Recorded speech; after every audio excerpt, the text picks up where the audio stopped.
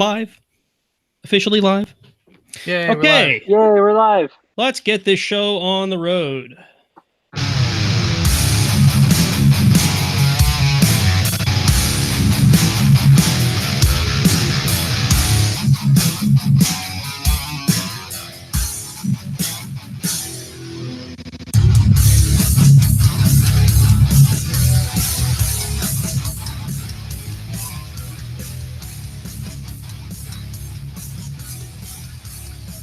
News, ops, and a little bit of paranoia. Welcome to the Iron Sysadmin Podcast. Good evening, folks, and welcome to tonight's episode of the Iron Sysadmin Podcast. I'm your host, Nate, and I've got two of our hosts, because we can't all be in the same place at the same time, ever.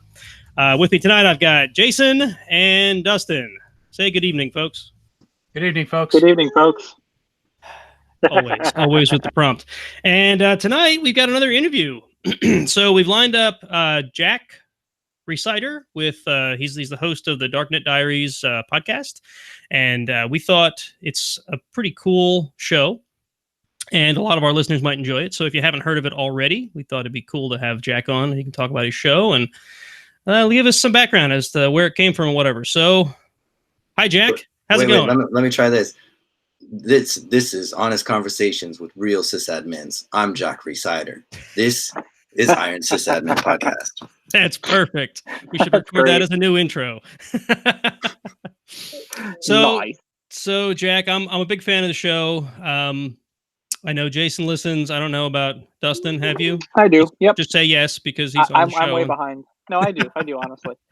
Way behind. So I'm not your usual binge listener, so I haven't heard all of them, but I've heard like the last several months worth at least, which has been fun. So I guess let's start out like what possessed you to come up with this show? What made you think this would be a cool podcast? Well, I was I was a blue teamer, so I was an admin for the firewalls, taking care of the security for my clients, and I loved hearing like really good hacker stories, or stories when people were in the network, hackers were in the network, or you had to defend against a hacker or something happened, and those are just so riveting to me, and I wanted to hear it told in a really good storytelling way, and kind of like the way Reply All does it, or This American Life, or somebody like that. And I thought, hey, I want a show like that. Where is those shows? So I searched and I couldn't find those shows.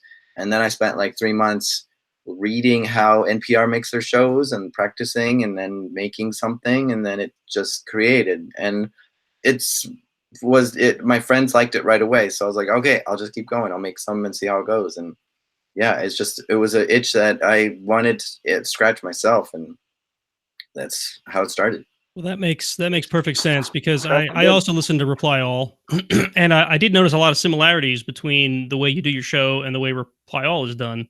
And Reply All is done very well, so that's a compliment. Mm-hmm. But it makes perfect sense that you sort of modeled it after them and NPR shows, because... Well, I kind of misspoke there. I meant to say Radiolab, because what happened was when I made my first few episodes is when I discovered Reply All, and they had done a few hacker episodes themselves. Yes. And I kind of threw my hands up in the air and said, forget this. Somebody already did this. I'll just listen to Reply All.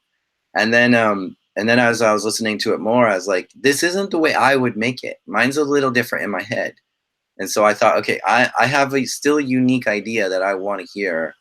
I'm going to go ahead and make it anyway. So I did have this sense of like quitting once I found, other shows and stuff. But I just thought, I have a different experience, different background, different knowledge than everyone else who's making podcasts similar to this. I'll be able to bring a different perspective.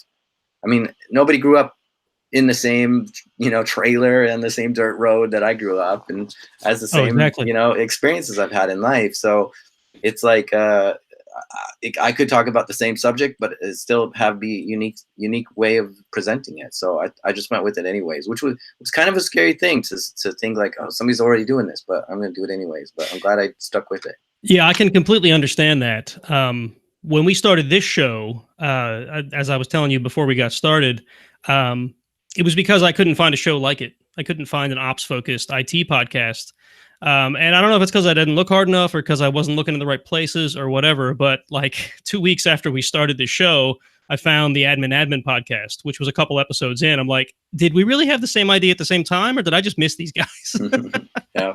It's our brethren from across the pond. Hi, yeah, guys. yeah, right. And they're another good show. So yeah, I can completely get that. Yeah. And so yeah, cool. So you mentioned you were a firewall admin. Do you still do that, or are you more into InfoSec, or are you like living the podcaster dream life? All of it, right? So I got a job after I got my CCNA as a NOC technician, in and out of routers and firewalls a lot. And then I went specifically into security after a while there, just focusing on firewalls, IDSs, and all Cisco stuff. I got into a little bit of Checkpoint and Juniper and Palo Altos. And then, I was just doing that for my clients. And after 10 years of doing that, I just kind of got burnt out with that company, right? The management wasn't the same. They changed and did different structures. It was like, it wasn't feeling right. And I just wasn't excited to come to work. But I was excited to work on this podcast because I started about 6 months before quitting.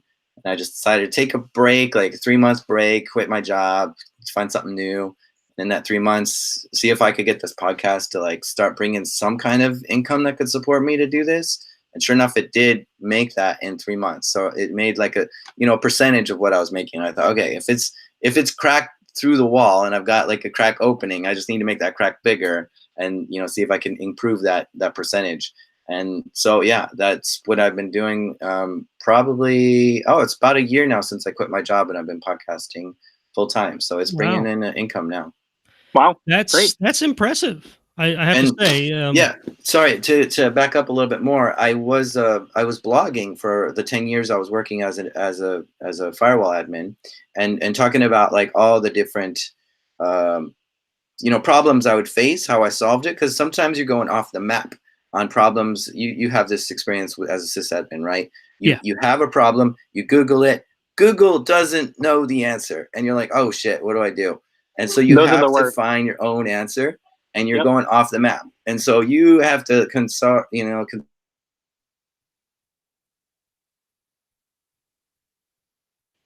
Uh-oh. Did we lose audio? I think we lost. Seems like we lost audio. No, I think Jack froze. Oh, no. Bummer. Maybe a dead battery.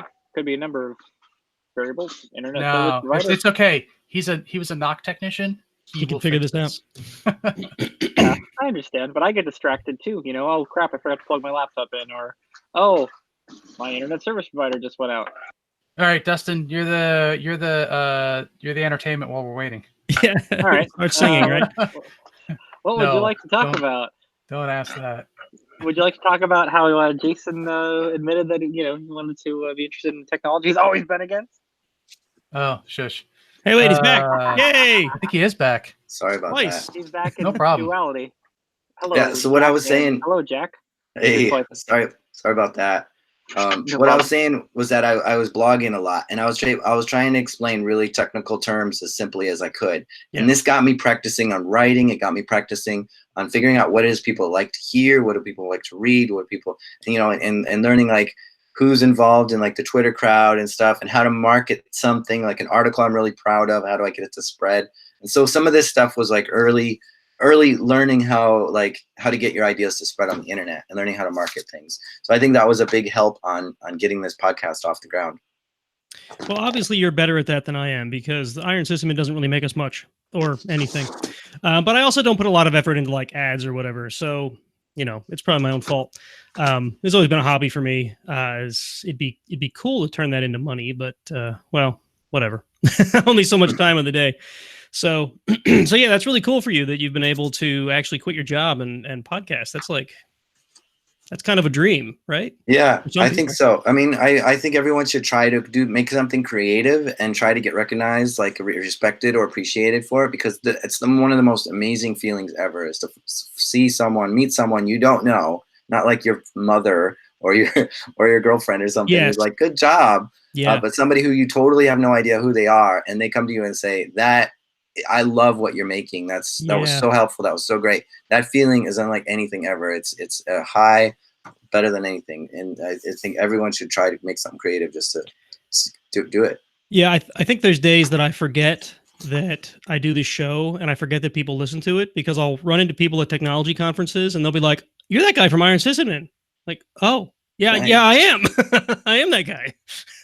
That's awesome. So it is neat. And I have another hobby that's not IT related. That's a YouTube channel, and same deal. I'll be in that crowd and they'll be like, "Oh, you're Nate." Yeah, I'm Nate. "Oh, you know me from YouTube." "Oh, wow, cool." So awesome.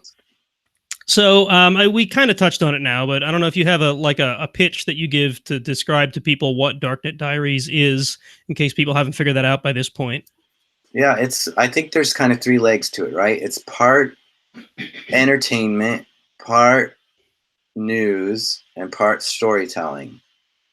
I think does that make sense? Like, it's hard to know what exactly I'm doing here. So I'm a little bit of a journalist, a little bit of a storyteller, and a lot of tech as well. And so I take these hacker stories. I love, hacker stories. When a hacker got in, or when somebody had to defend against a hack or something like that, they're so high stakes. You're talking about sometimes millions of dollars on the line, or lives on the line. And it all comes down to these computers making sure they function and stuff. And so there's just so much drama there. And I think truth is stranger than fiction. So sometimes some of the stuff that happens is just so insane. And I like, let's just take that and put that into the best storytelling format I can, kind of like theater of the mind as well. I'll add some music as well to just bring you right into it, and help you escape from wherever you are, and just like go into this world of like, whoa, this is such a crazy story, and just bring you in. So that's what the show's about. Well, you do a good job of it. I don't want to sound like I'm just trying to suck up to you here, but you really do. I find myself listening to some of your shows just like I would watch dramatized TV that's designed to draw you in. You do a good job of storytelling. You do a good job of keeping people listening, and I think it comes out really well. Yeah, I felt like I was in the tunnels a couple weeks ago. Yeah, right. That was that's actually a good segue into tunnels up. Something else that I thought would be a great thing to chat about. How do you find these stories? Like, how do you come up with a topic, and then a follow-on to that would be, how long do you really have to put into researching these things and then producing a show? Yeah, so a lot of the people that I tap on a lot of shoulders on Twitter and on LinkedIn and say, "Hey, I know you were involved in something. Can you talk about it?" And some of these people gave talks at DEF CON or other security conferences, so they've already shared their story. And I'm like, just share it again with me, please. And so that's one way. Being in this environment for 10 years, keeping your eyes on the news and stuff, you hear about big hacks and big things that go on. So some of those bigger stories, like Stuxnet, for instance, absolutely have to cover that, because those are such amazing stories. So some stuff just bubbles up in the news. And then, I just tap on a lot of shoulders, because you can kind of tell when somebody looks the part of, like, I know, like, former NSA agent, current red teamer, CISO of some, thing. Like, okay, you've got stories, buddy. I'm sure you've got stuff that is so unbelievably crazy.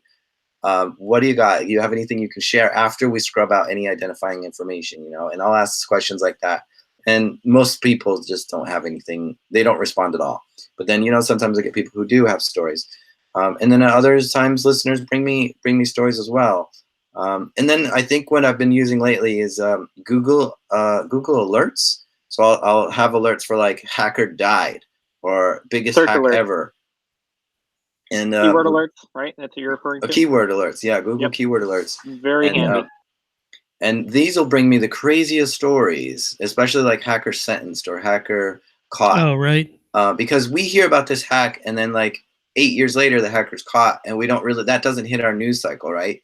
And so I love it when the story's over, when the hacker's caught and sentenced and in prison or whatever the situation, the story is completely over.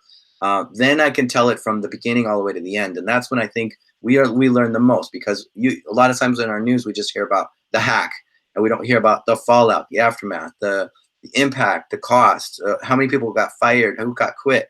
Like, I want all that laid out to me in one solid storyline, and not have to look at the news for 6 months to like learn it all and get lost in where we are in the story. And having a close to the story makes it easier to tell as a story as you're doing it in your show. Yeah, Right? some things when I look for a story, I look for a beginning, middle, and an end, right? So I want to know, how does it end, and if it's still going on or something, there's no end there. And a lot of people Yeah. send me like a hack that's in progress. And they're like, you have to cover this now. Why aren't you covering this? Why aren't you doing an episode on this? I'm like, we got to wait for 3 months to figure out what happened here. Yeah, because I in that can't respect, find out.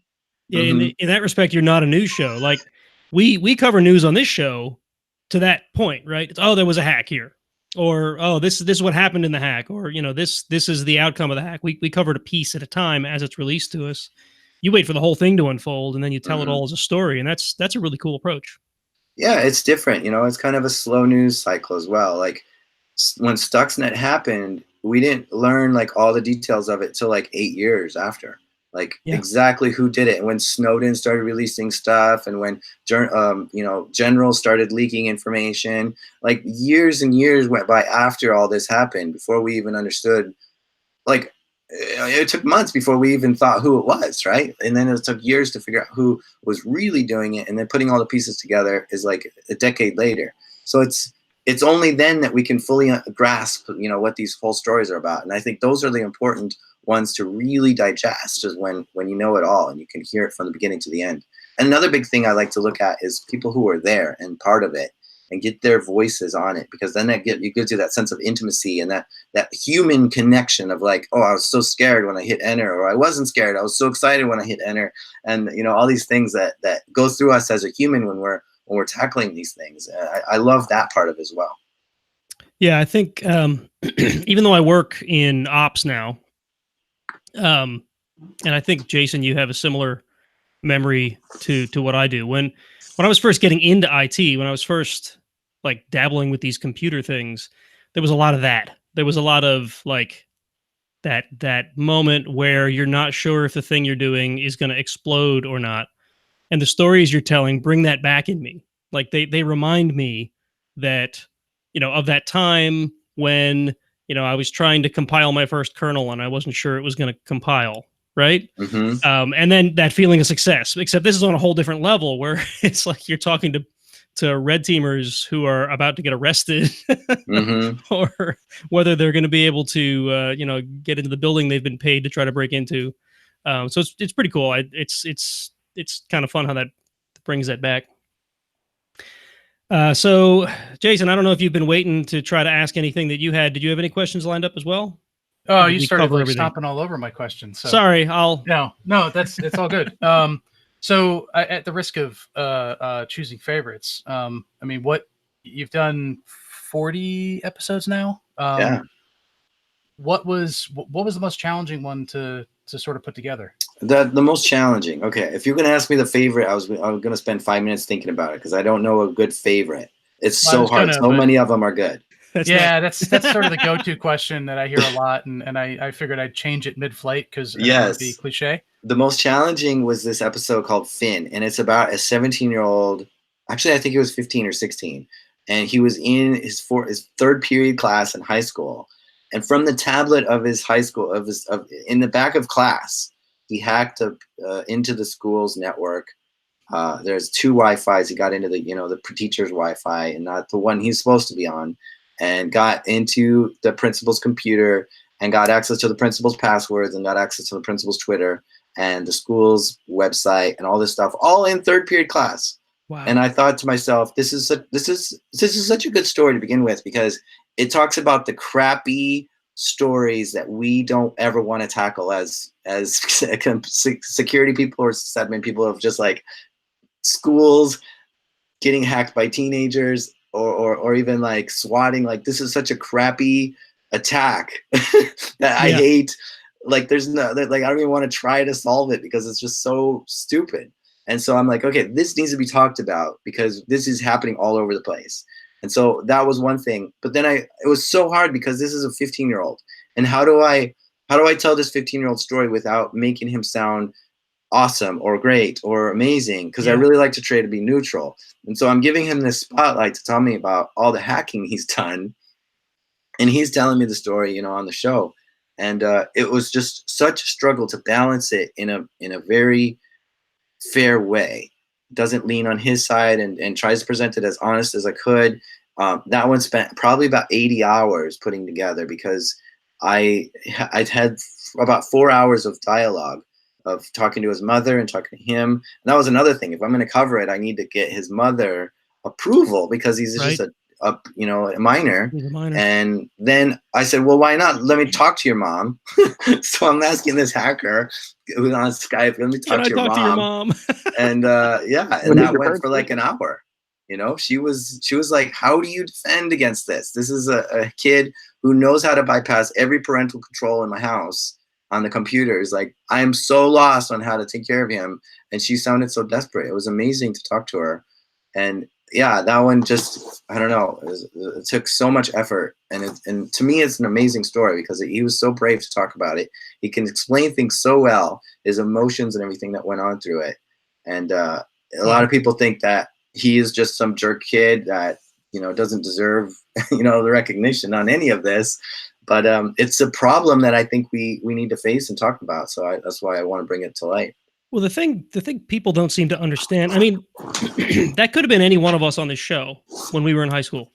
Mm-hmm. Right? I mean, that was me. Like, I dabbled in the same thing, right? I didn't do anything malicious, but like, I was curious and I went around and, I had access to things I shouldn't have.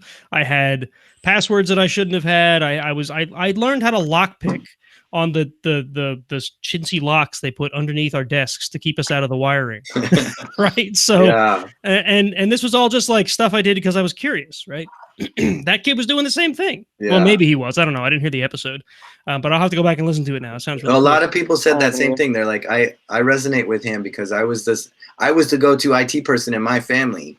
You know, when your mom is asking you for IT help, and then your mom is trying to put parental controls on your to keep you from doing it, like that just doesn't add up, right? So I mean, those also, locks really crack me up. Sorry to interrupt, but I remember those locks as well on my desk, and those are wafer locks where you don't even need like a key; you just need to kind of jam anything in there. Yeah. And so like a 5 or a 9-year-old can totally just jam something in there and feel like they're picking locks, but it's kind of cheating because those kind of locks are super easy to pick.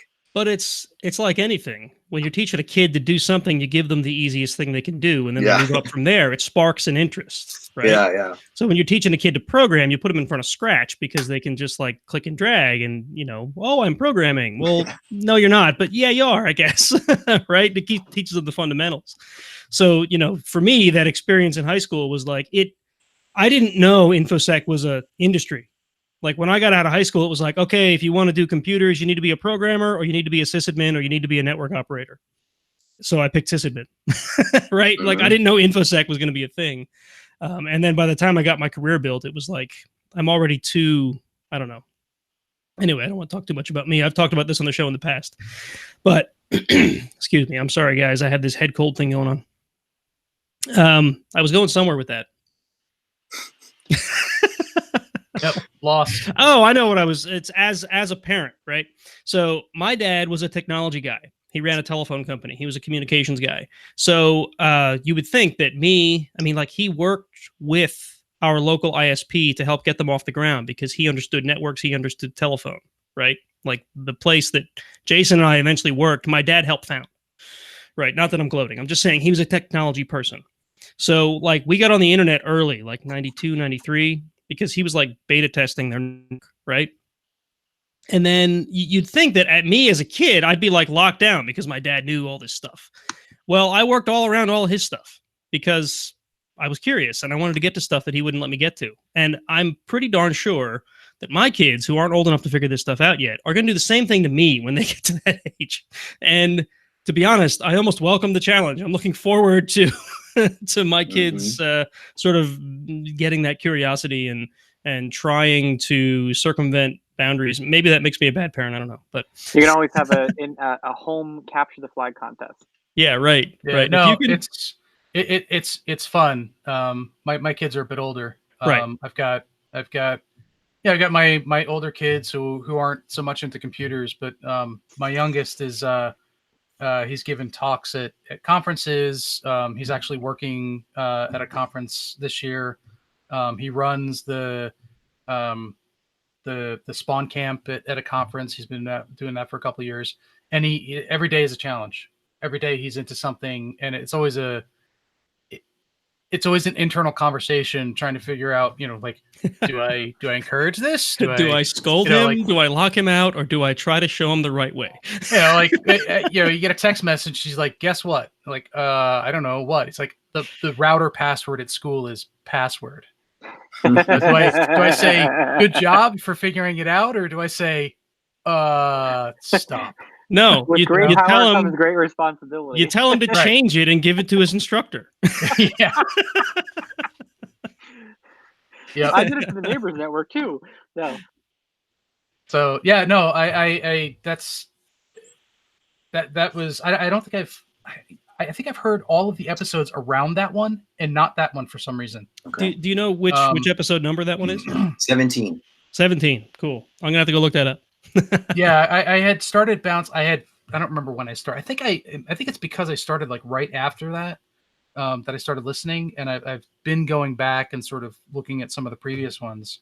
I know Jason Street, so of course I listened to his episode, and then I happened to listen to the about Manfred, which Nate, you're a gamer, you should really listen to the two of those.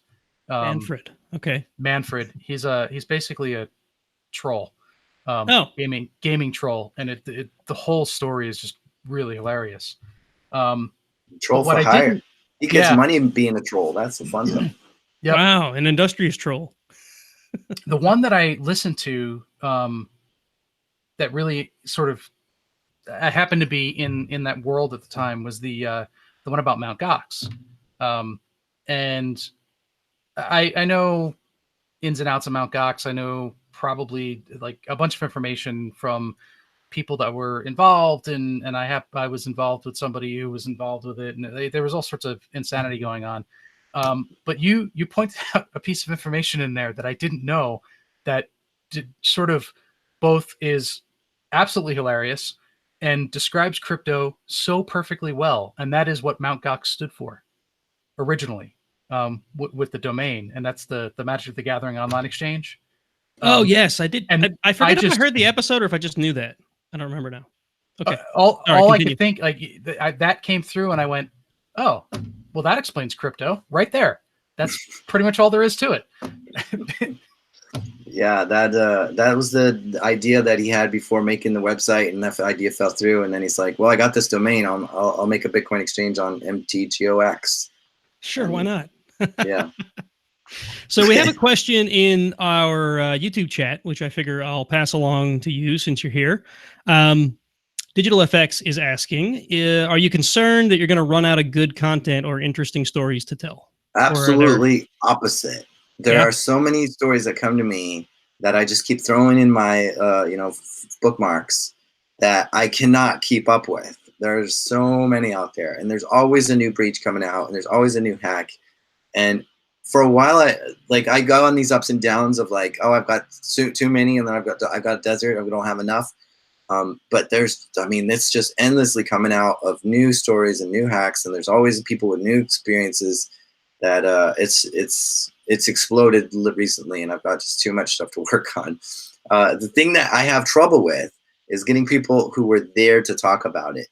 And I have like a list of, big things like shadow brokers, Mirai, botnets, these things. And I need to find somebody who was there, who had that experience, because that's the part that I think is the greatest part, is when I get someone there. And that's what makes it hard to get that. And it's hard. I don't know. That's the hard part of it. Trying to get that firsthand experience, trying to get someone who really knows, and they're not just reciting what they read on the news. Yeah, I don't like experts coming on so much. I've done it once or twice, but for the most part, I try to keep them off. And I get a lot of emails from assistants to CEOs saying, "Oh, our CEO is an expert on this thing, and we want to have him on your show." I'm like, do you have any idea what my show's about? I mean, it's not just security. Probably not. If you want to talk about it, if your CEO wants to come on my show and talk about a breach that they've experienced of their company, I will be happy to listen to that whole breach talk. But I doubt they're going to want to do that. They want to be experts in this thing or that thing, and right. They want to be on the show for exposure or something, right? Yeah, some leverage. But it would be interesting though if you actually could have an honest conversation with some C-level executive that went through, one of these incidents. It would be pretty interesting to see like did they have the proper planning in place? Is their BCP processes correct? Like, are they when, like, it's one thing to simulate these type of scenarios, but when it actually occurs, like, how did it go? how well did everything execute? It'd be pretty interesting topic or conversation to have. In episode 3, I talk about the TalkTalk breach, and what's interesting about that is the CEO of the company. It's a UK mobile provider. They were very much on BBC and doing television interviews like days after the hack. Like, this is what I know, and this is what we're doing. And I was just like, this is amazing to have this insight into what's going on. From the breach perspective of the CEO. Like, that's incredible. Huge. Yeah, right. You don't That's see pretty that. cool. I mean, it's pretty cool that they were transparent or tried to be transparent. I mean, as much as they could. It's interesting. Mm-hmm. You don't see much of that. Yeah, I mean, there's definitely CEOs out there that would do it. They're pretty rare. If they were allowed. Well, arguably the CEO can. But true. I mean, I'd be interested in with the reaction to that. Does a CEO being candid like that and putting something out like that, is that a positive for the company? Is that a negative? I mean, they say, there's no bad press, but I mean, yeah, I think security has to start at the top, and if the CEO takes a focus and starts the initiative of like, this is how we're going to be secure, and this is what I know about security, and this is what I'm going to put in place, then that's going to trickle down a lot better than somebody in the IT department trying to go upwards and say, hey, we need to secure this and that and the other thing. And the C-level people are like, yeah, that's on you, man. I'm not whatever. Oh wait, you want capital for that? Come on. Yeah, like you want money? What? It needs to go the other way. And so I think it would be really good for a C-level person to explain, like, do a post-mortem of the breach that they've experienced and just hear it broken down. I think that would do really well for users and investors and everything. Like, hey, let's be honest about this.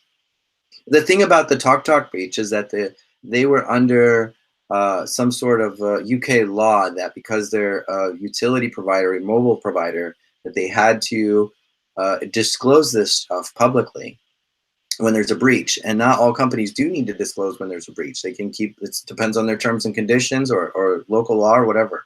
And so there's a lot of companies that get this breach and they never talk about it. But yeah, one that was in the news and got breached officially, it would be nice to hear what, all the details. Yeah, that one was, there's if I remember, there was a bunch of controversy about that one. There was another podcast that I listened to, I'm looking for it now, Cybercrime Investigations, that had done a whole bunch of stuff about the TalkTalk hack. I think maybe they've gone dark. They didn't last long, but they in listening to that, it sounded like they definitely thought there was something a little bit more than what was being publicly pronounced, and they had done a bunch of extra research into it. So I mean, yeah, there may be more to the story.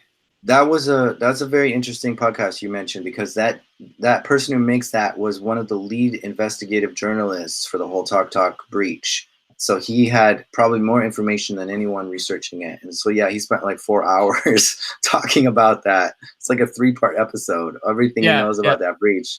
And it was really interesting, very interesting. Yeah, it was. I mean, that was a good podcast. They haven't put anything out since December of last year. So, but it looks like they had gone dark for like 4 months before that as well. So who knows? Yeah. It's not that uncommon, but that is a long time. 4 or 6 months. You start to lose listeners after that. So what? I mean, you touched on this a little bit, but what are the hallmarks of a good story? I mean, it sounds like having somebody who has firsthand experience, but are there what makes you jump to dig into a story versus kind of look at it and go, well, that sounds neat, but it doesn't look like it's going to be that great of a story to deal with. So I took a lot of, here's the book. I've got a book here called Out on the Wire for anyone who wants to learn how to do storytelling. And it's written by a lot of people from NPR. Ira Glass is on the cover, and you've got Roman Mars and Glenn Washington and the people from Radiolab, and they all have different answers to this.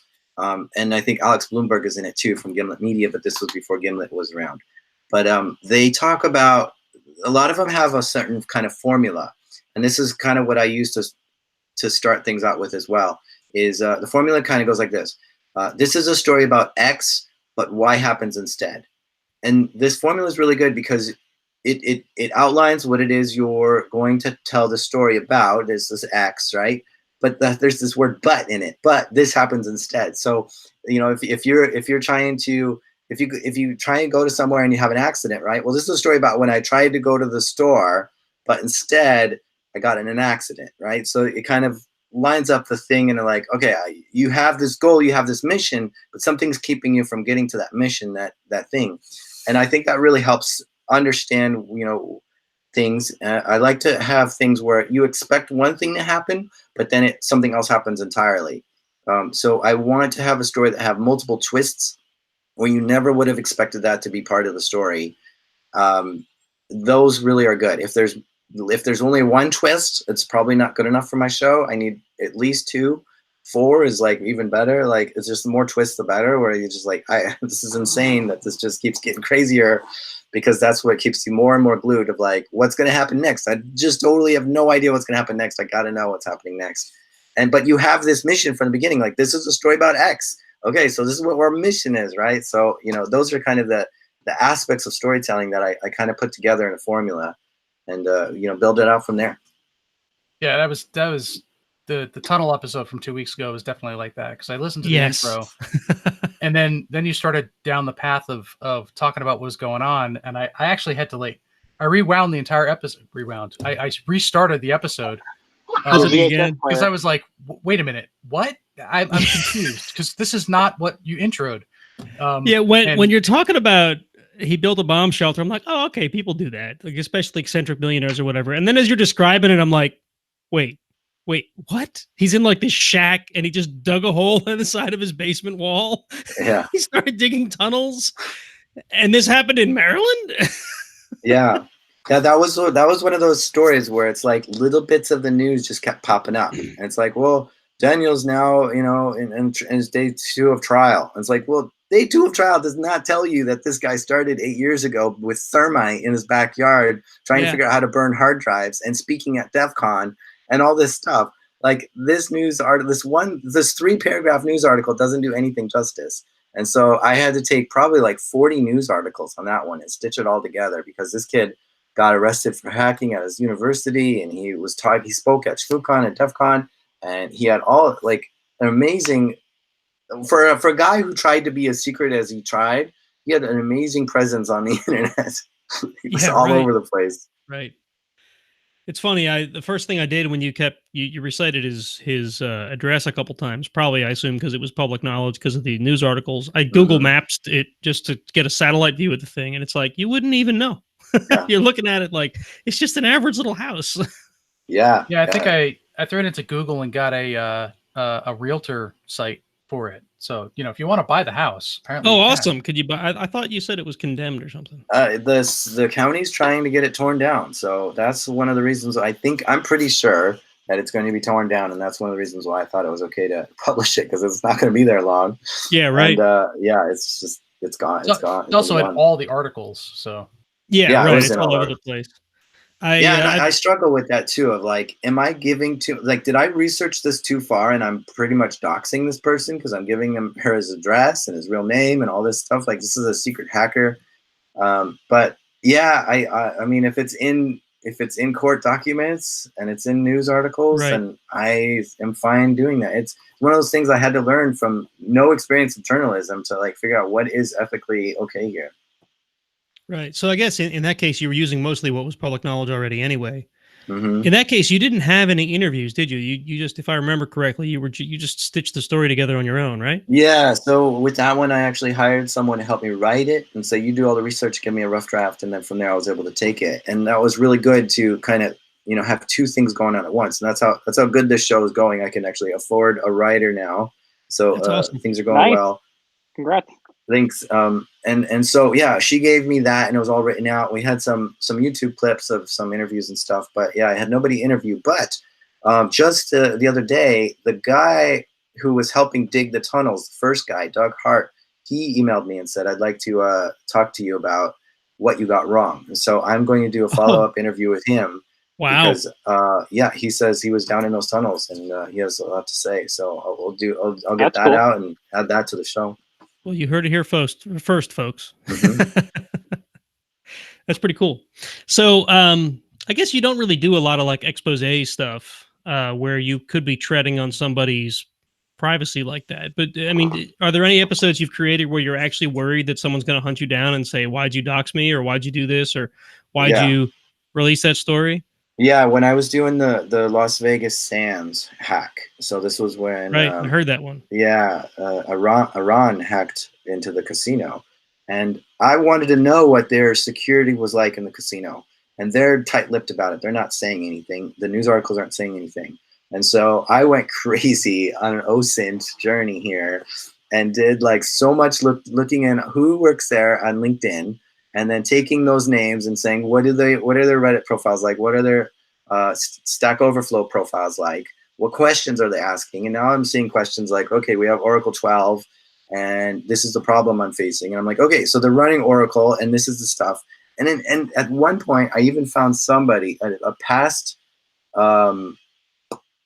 senior manager, had put on one of their websites that they own, these are all the skills I have, and I just quit working at Las Vegas Sands, been there for 14 years. And so I'm like, okay, so obviously Las Vegas Sands has all this equipment because this is what you're good at. Yeah, right. And he's got a really active hobby. Yeah. Wow. Yeah. It was exactly like what kind of time, punch card systems they have, what kind of Citrix machines they use, what exactly it was pretty much his resume, right? And if I'm looking at senior security or a senior IT manager's resume, I got a pretty good idea of what's in Las Vegas Sands. But I felt that was too far, and I didn't put all that in the episode. I did what I call one layer of research. If I could just do one Google term or one thing on LinkedIn, if it was just there on somebody's LinkedIn profile, I thought that was okay to publish. But if I'm taking that and then twisting that and then pivoting from there and then going and taking that and putting extra data together and then finding stuff, I thought that was just too far. So I thought one degree of research is what I was comfortable with in that one. So research, not actual reconnaissance. Yeah. Right. And yeah, that's a really crazy ethical question of how far does a journalist should go to get the story. Yeah, I'd say you did a pretty good job. You did mention that in the episode, but you didn't go into detail, which as soon as I heard it, I knew why. And that's you just described exactly why. So Jack, are you familiar with Recon NG by chance? No. Oh, okay. I was going to say, would using a tool like Recon NG be too far?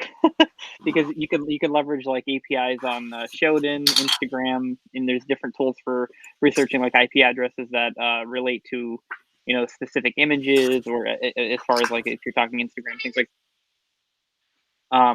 Sorry, my son's. That sounds really cool. It's basically an OSINT tool that's meant to do a lot of the legwork that you're doing, except doing it for you. Yeah, it's kind of like a more modern multi-go. Okay. I will check into that. But I mean, it's interesting to see how this line shifts, because 10 years ago, if you were to, online dating wasn't even a big deal 10 years ago, right? And if you were to Google someone's name when you start dating them, that's almost in the creepy zone. If you start trying to find their Facebook before they friend you up on Facebook or something, that's almost in the creepy zone.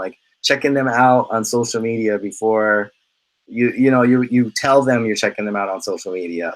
You come out and say, hey, can we connect on Facebook? And that's how you connect with someone on Facebook. But if you say, but if you just go there and start snooping on them, that's creepy. But now in 2019, it's perfectly fine to creep on people as much as you want, because that's just the norm now. Yes. Yeah. Sorry, just to put it together here, you ask, is research NG or whatever you said too far? Probably now, But in 5 years, it probably won't be too far because we have all this public information, and OSINT is becoming such a big deal that it's like, okay, you've had like 10 years of warning not to put this stuff online. Now when I do OSINT, it's okay as a journalist to do it, to say all what I found. Right. Okay. Yeah, I mean, I can remember it wasn't that long ago when prospective employees were complaining that prospective employers were checking them out on Facebook before they hired them. And now that's just like, yeah, that's part of the hiring process. We look you up and we see what you do.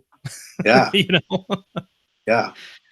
So, all right. Well, we're creeping up on 45 minutes. We want to be respectful of your time. And obviously, you said you weren't feeling well. We don't want to hold you up too long. So, I don't know. You have any closing info that you want to share with the listeners, either where they can find your podcast, where they can find, connect with you on social or whatever?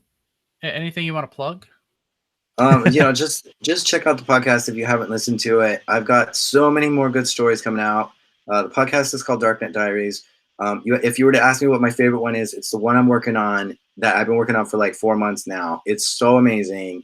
And so I've got to kind of hurry up through some of these lesser exciting ones to get time to work on some of these big ones. So the best ones are still coming out. I've got more people joining the team, and it's just going to get bigger from here. So it's lots of really good stuff coming in the future. I'm super excited to show you. But in the meantime, just check out the Darknet Diaries podcast. Well, I'm really excited to hear that because I've enjoyed what you've done so far. And if you're excited about what's coming, I can't wait to see it or hear it. All right. Well, thank you for joining. And we hope you feel better. And I hope many of our listeners check out your podcast. All right. Have fun. All right. Thanks. Get better, Jack. Nice talking to you. Thanks for coming on. Yeah. Have a good one.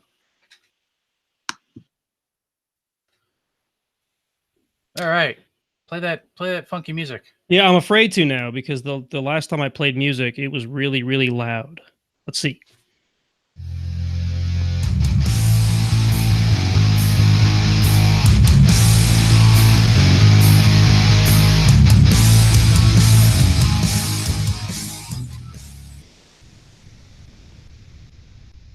That wasn't bad. Okay, good. So for the listeners, we'll post in the show notes link to that book, a link to Darknet Diaries. Absolutely. And, a little OSINT later, I found the blog he mentioned, so we'll put that in there too. Yeah, that was fun. I didn't know what to expect, and it was a good interview. His home address and phone number. Was that the final Nate, I only hear you or do we have talking. to wait a little while? You don't hear Jason? I hear Jason. Awesome. Oh, great. Awesome. I can't hear anything he said.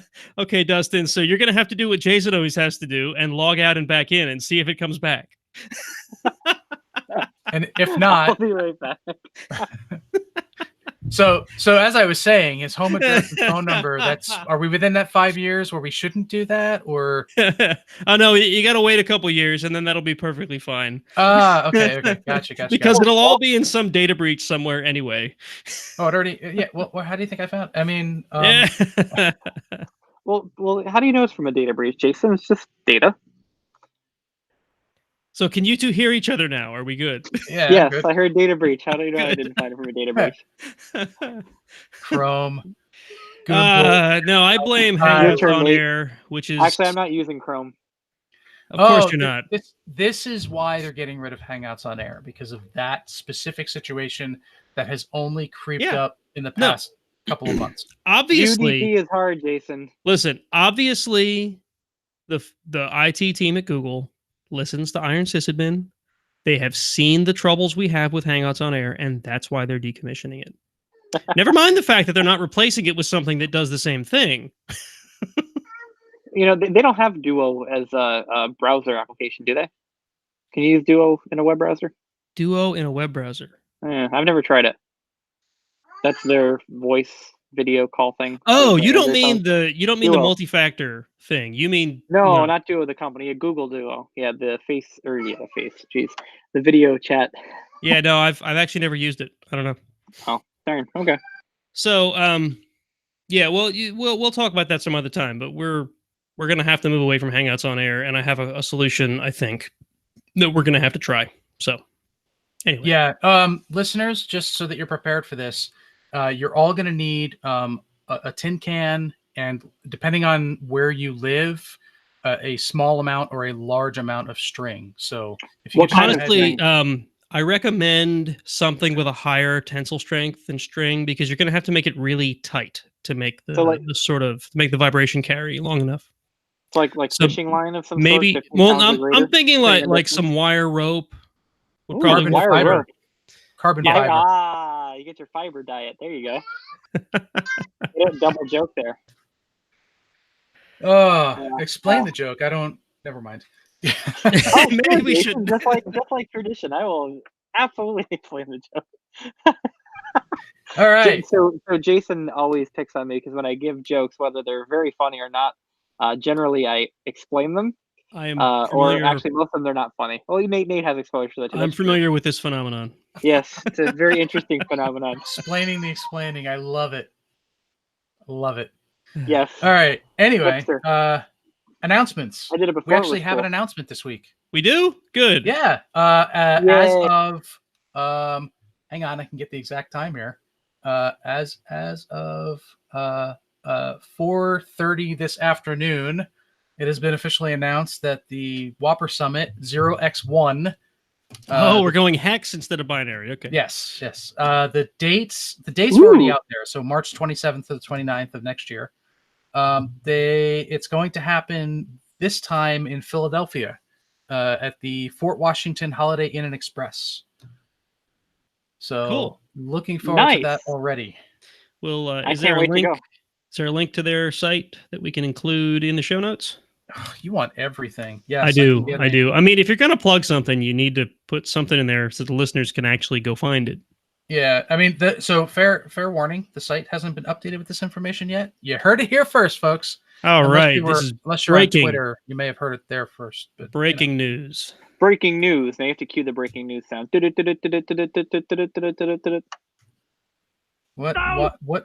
would we ever do without you? I'm your human soundboard. Yeah.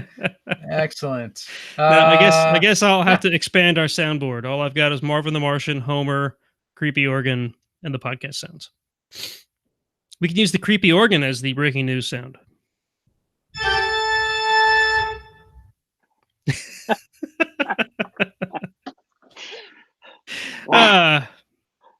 Okay, I don't know that we have any other announcements, at least nothing that made it into the notes. Other than the fact that I was woken up at 4:30 this morning by a network outage, which was awesome. Power? What was the I didn't realize you were on call on another day. No, an upgrade that went sideways. Oh, yeah. Or not even an upgrade, maintenance. I think it was just I think it was software updates that they were doing. Whatever it was, your software update knocked out the network. I'm impressed. Are you running Windows DHCP? I'll tell you about it off the air. It's it was not a good morning. All right, so normally we would talk about reviews here, but folks, we haven't had a review in a long time. So if you're listening or watching or whatever on YouTube, please go give us a review on iTunes, because we love getting feedback from folks. If you don't have an iTunes account or don't want to do it through iTunes, you can just send us a freaking email if you want to and let us know what you like or don't like. You can email us at podcast@ironsysadmin.com, which goes at least to me and Jason, and maybe also to Charles and Dustin. I don't remember anymore. I don't recall. Give it a try. I'll put it this way. If I have the account info. I'm not sure if I remember where I have that forward hosted. So that's how long it's been since I've touched it. I use a review scraper. Yeah. I don't know which. It does more than just iTunes though. So I think like Stitcher, you can leave a review. Mm-hmm. It's a couple different places. So wherever. It doesn't have to be iTunes. What about Pastebin? Does Pastebin qualify? Well, that's where I put all your info. So I hope oh man, I knew. Yes, it looked familiar. Leave us a review on Pastebin. We'll never find it. Yeah. I think you're a joke. yeah. So leave us a review. Sorry, it's not iTunes. It's Apple Podcasts. I see some chat about asking if iTunes is going away. iTunes, as far as I know, is not going away, but it's being rebranded to Apple Podcasts. No, so that's the podcast. iTunes, the application. We can go down this path. iTunes, the application, is being broken into 3 specific applications: one for music, one for Apple TV, and one for podcasts. That has already been. So I'm actually running Catalina, and that has been done. And of course you are. Then they took the. Is that normally like beta OS X? Is that what that is? Yep, that's the new beta. And then, wait, Jason, wait, that's not public beta, is it? No. Okay. And then you would take the so where you would normally connect iTunes with your iPhone or your iPad to do the syncing, that's actually built into the Finder now. So good. Which is handy. Is Bonjour ingrained into the OS even further now? More. Yeah, I guess. It works. I mean, it's a beta, so there's a little bit of jankiness, but it works. It works well. Like I honestly have had fewer problems with this beta than I've had with any other beta that I've run previously. Jason, do you still play with Xfence? Yeah, it runs fine. Really? Wow. Yeah. So you didn't get any of the pre-boot. What was the issue? The KTeX files, the KEX files. What the hell? No, it worked right out of the gate. Little Snitch needed an update. I thought Xfence wasn't working because I had a couple of crashes, but it hasn't crashed since Little Snitch got updated. So I suspect, while it was Xfence doing something when the crash happened, I suspect it was an interaction with another kernel extension that was causing the issue. And it's been working great. Let's awesome see. For a beta. That sounds Since good. Apparently we're in the Apple show at the moment. Zubian asks if it's better than iTunes. I don't know. I used iTunes to back up my phone and to sync it, so I can do that with the apps that are there, so it works fine. I don't have an Apple TV, so I don't use that. And I honestly tried to love Apple Podcasts when it first came out, mostly because I wanted to be able to sync between my desktop and my devices, and it never worked the way I wanted to. Now, to be fair, I use Downcast on the desktop and on my phone. And that seems to be a little bit closer, but still isn't quite what I want. So I think maybe the app that I want doesn't exist. Probably not. But it works. I use Overcast since I switched to Apple, and it does not sync to my desktop, but it syncs to a web client, which I know you're not a fan of using the web to listen to your media because you're weird like that. But it's worked out really well for me. I've had too many instances where I've blown up a browser, and most of the time that's because I'm, doing video and, trying to do too many things in the browser at once. So I just God forbid you don't close your tabs. Yeah, I just keep a tab open to Overcast, and then. Well, you're coming from a man who leaves all his tabs open, and the history of every tab he's had open, every time he opens his browser. That doesn't surprise me that it crashes when you do something like that. That's the definition of technical debt. I have something even better now. I have something even better now than just all these tabs. I use containers inside of Firefox, and it is brilliant. Are you running Cubes OS? No. It's just there's a plugin for Firefox that basically labels tabs. So I can have I think the defaults are like personal, work, other, that sort of stuff. Okay. And you open a tab inside of a container, and it isolates. So it's almost like it somehow isolates those particular tabs inside that container, so data can't go between containers. And then when that container isn't open, it unloads all those tabs. So you don't have an issue with like a lot of memory and stuff being used. Does it use like any kind of Docker derivative, or is it like its own container? It's Firefox has a container system built in now. I knew that. It's not same sort of idea as what Docker is doing, where it's isolating that particular process, if you will. But it's not Docker. Using. It's using. I didn't know if it was like a an extended thing, outside of the whole Firefox. No, because I knew about containers is a generalization now. No. I understand. So. I'm talking about the plugin you're referring to. I thought maybe you were actually spinning up like individual containers, not the Firefox container. I think I made no. I would love to be able to run all of my applications in containers. I think that might actually be, from a security perspective. I know Scarab, go away. Scarab is one of our buddies from DC610 and hates containers and says they're the most insecure thing in the world. So I disagree. But regardless, I know the road you're going down, and too. What you need to look into is Fedora Silverblue. Silverblue. Yeah.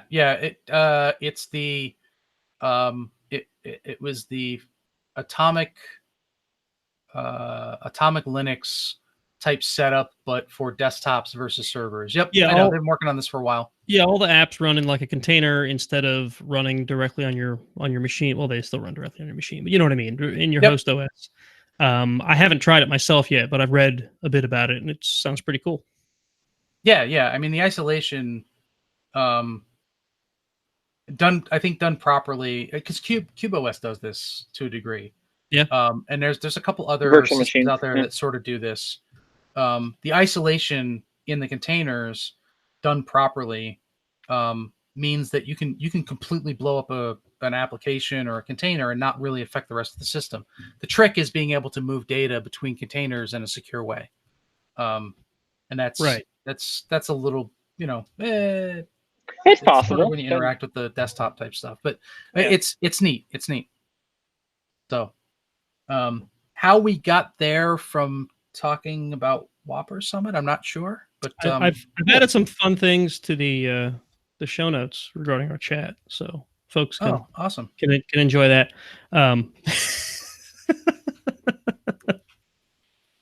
Awesome. All right, wow. I think we've transitioned very cleanly into the news, so let's move along. News.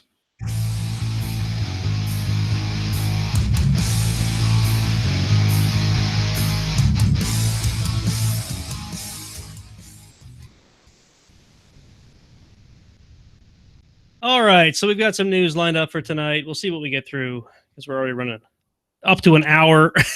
That was a great interview with Jack, though, so I don't mind taking a little bit of time to do that.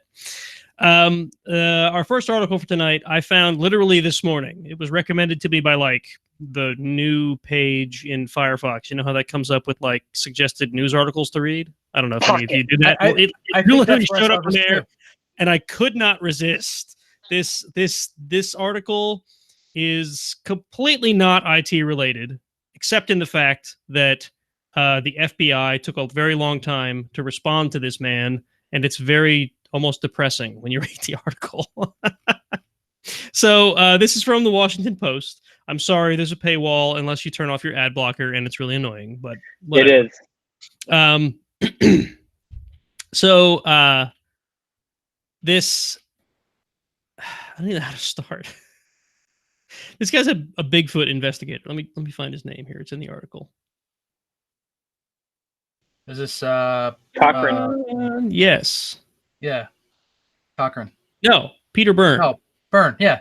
Yeah. Okay. He had no idea. If I read this correctly, he had no idea what Bigfoot was when they got the original letter. No, it says he's on the scene. Well, okay. So there was a Bigfoot sighting in the 70s. Okay.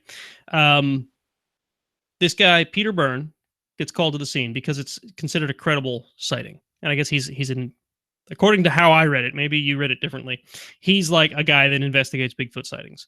And it was so credible that, so you'll have to read the article to get the whole story, because I'm going to try to summarize here. But basically, the person who sighted the Bigfoot said that he passed between these two trees.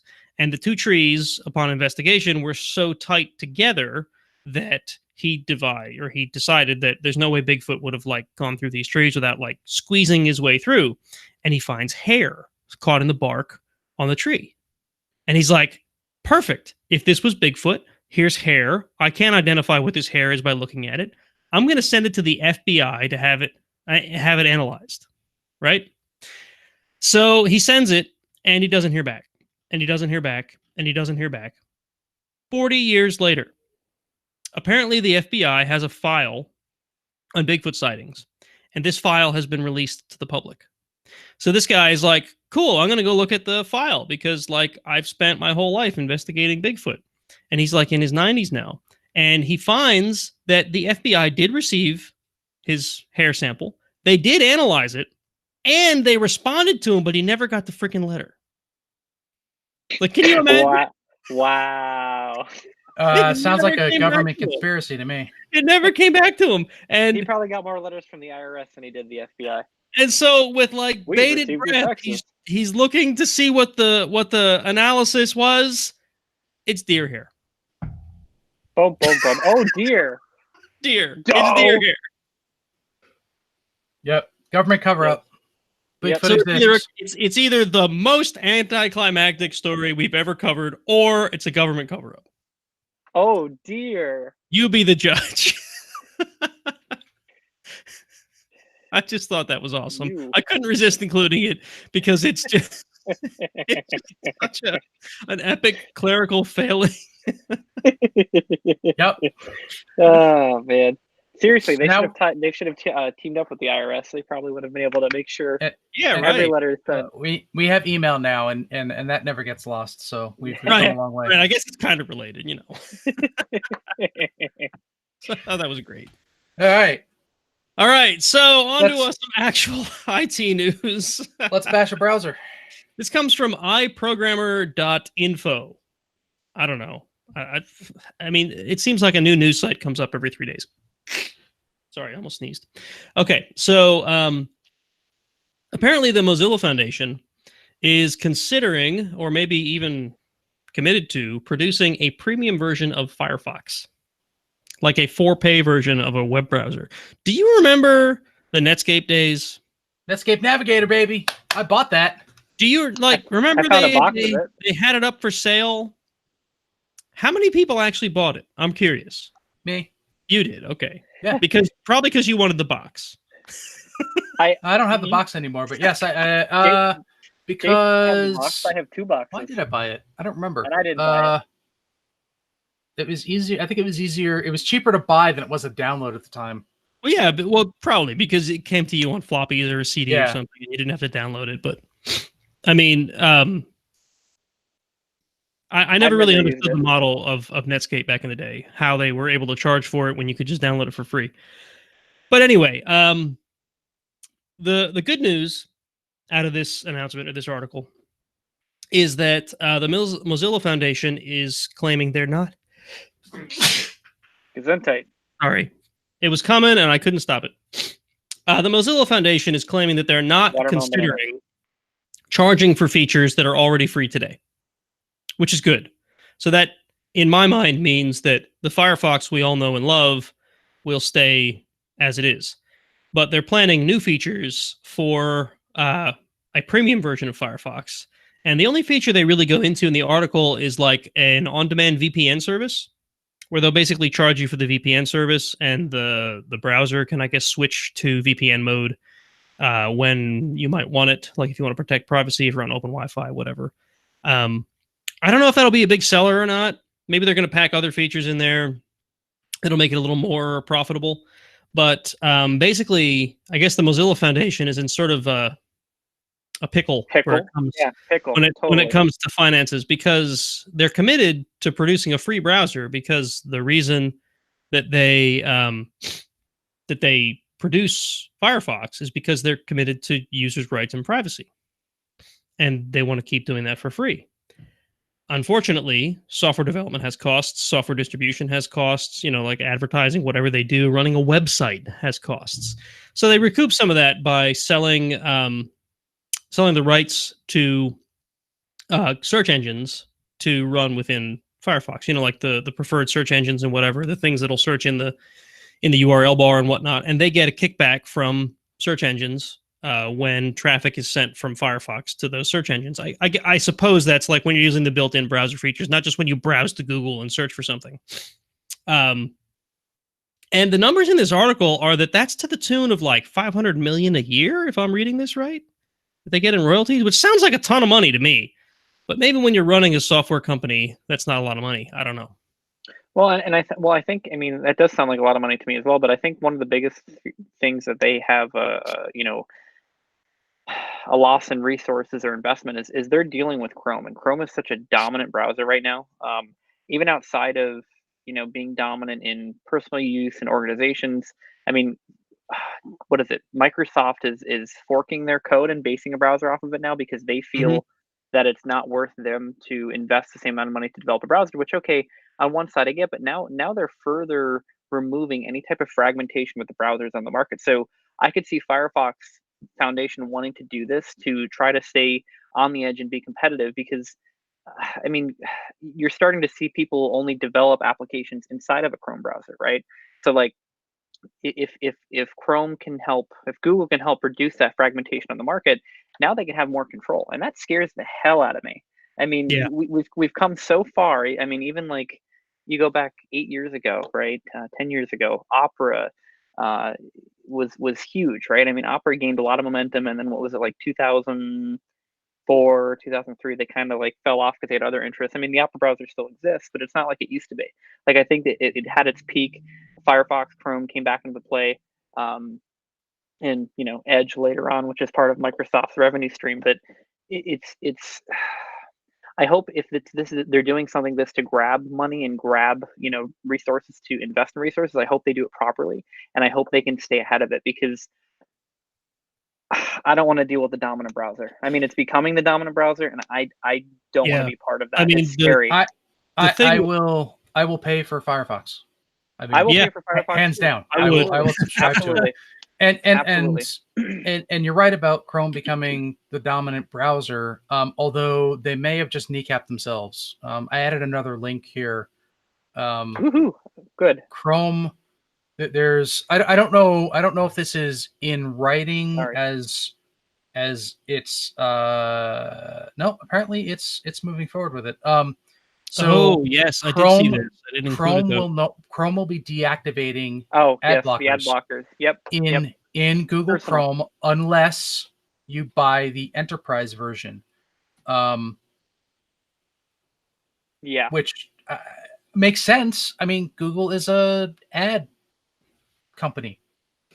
So by allowing ad blockers, that they're sort of taking away their own revenue. So it makes sense, but you're going to see, I think potentially you may see people flock. I've seen a lot of, people who, I'm leaving Chrome, but you may see a lot of people flock to other browsers because of it. Well, let me give you a scenario then. Okay, so I would agree with that.